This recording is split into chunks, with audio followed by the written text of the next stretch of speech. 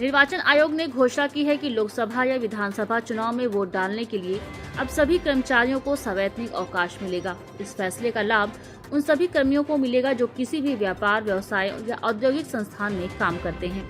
इसमें दिहाड़ी और अस्थायी कर्मचारी भी शामिल हैं।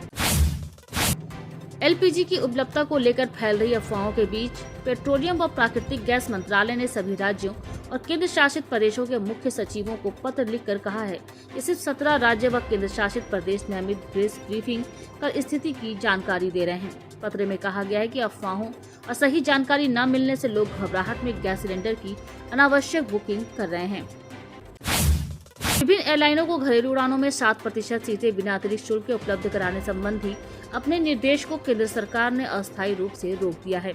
ये नियम 20 अप्रैल से लागू होना था, लेकिन अब इसे अगले आदेश तक स्थगित कर दिया गया है। ईरान ने दावा किया है कि उसने एक और अमेरिकी F-35 को मार गिराया है। ईरानी न्यूज एजेंसी ने कहा कि तेज धमाके के कारण पायलट के सुरक्षित बाहर निकल पाने की संभावना बहुत कम है। अमेरिकी सेंट्रल कमांड ने इस दावे पर तुरंत कोई प्रतिक्रिया नहीं दी। अमेरिका, इजराइल और ईरान के बीच छिड़ी जंग के बीच पाकिस्तान में पेट्रोल की कीमत में 43% और हाई स्पीड डीजल में 55% बढ़ोतरी की गई है। नई दरों के अनुसार पेट्रोल की कीमत 458.41 रुपए और डीजल की कीमत 520.35 रुपए प्रति लीटर हो गई है।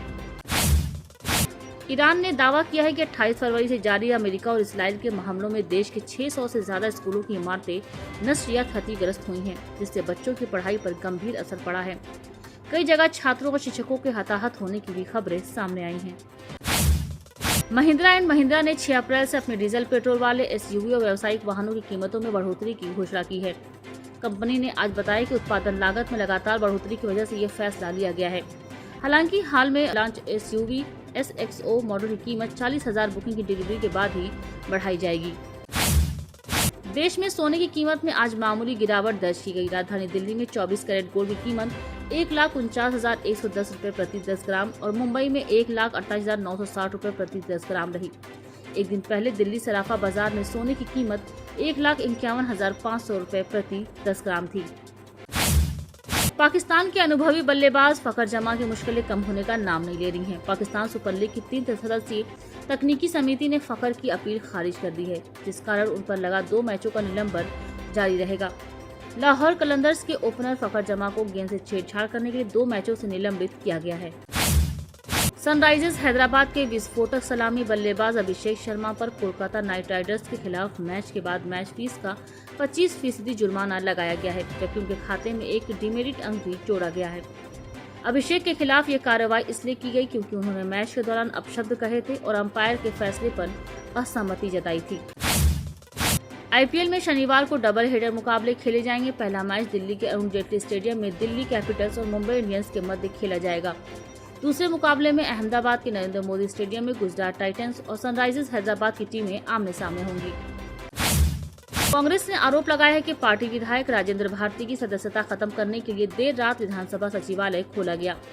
कांग्रेस प्रदेश अध्यक्ष जीतू पटवारी ने आरोप लगाया कि पूरी कार्रवाई भाजपा के इशारे पर की जा रही है। उन्होंने कहा कि लोकतांत्रिक व्यवस्था के खिलाफ है और संवैधानिक संस्थाओं का दुरुपयोग किया जा रहा है।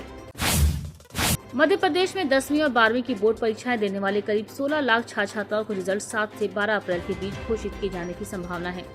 इस बार शिक्षा विभाग समयबद्ध परिणाम पर फोकस कर रहा है ताकि छात्रों का अगला सत्र प्रभावित न हो। पूरे मध्य प्रदेश में मौसम की करवट लेने से ओले, बारिश और तेज आंधी का असर दिखाई दे रहा है। कल 15 से ज्यादा जिलों में कहीं बारिश हुई तो कहीं तेज आंधी चली। मौसम केंद्र भोपाल ने अगले 24 घंटों में 42 जिलों में आंधी, बारिश और ओलावृष्टि का अलर्ट जारी किया है। अलीराजपुर, धार, बड़वानी, खरगोन, खंडवा, बुरहानपुर, नरसिंहपुर, छिंदवाड़ा और सिवनी में तेज हवाओं के साथ ओले गिर सकते हैं। राजधानी भोपाल में गैस की किल्लत अब नजर आने लगी है। राजधानी के कुछ होटल और रेस्टोरेंट में गैस न होने के कारण अब लकड़ी का इस्तेमाल कर होटल और रेस्टोरेंट का संचालन किया जा रहा है।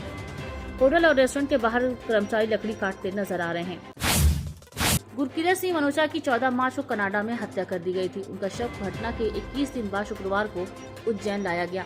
गुरकीरत का पार्थिव शरीर कल शाम अहमदाबाद एयरपोर्ट पहुंचा था। मुख्यमंत्री डॉक्टर मोहन यादव ने गुरकीरत के पार्थिव शरीर पर पुष्प अर्पित कर श्रद्धांजलि दी।